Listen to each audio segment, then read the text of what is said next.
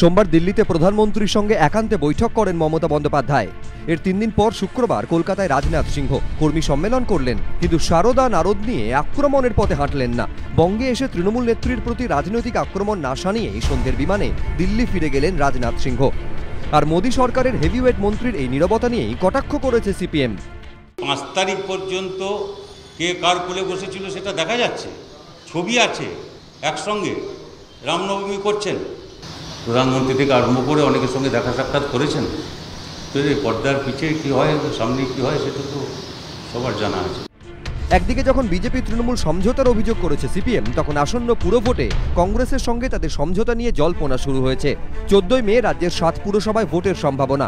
তার আগে এদিন নাম না করে কংগ্রেসের উদ্দেশ্যে আসন সমঝোতার বার্তা দিলেন সিপিএম এর রাজ্য সম্পাদক। তৃণমূল বিজেপিকে পরাস্ত করা, একটা সিট তৃণমূল বিজেপি না জিততে পারে তার জন্য লড়াই করা। তাতে আমাদের শক্তি আছে, যেখানে আমরা লড়ব, যেখানে আমাদের শক্তি নেই সেখানে যে কেউ তৃণমূল বিজেপিকে পরাস্ত করতে পারবে, আমরা তাদের সমর্থন করব।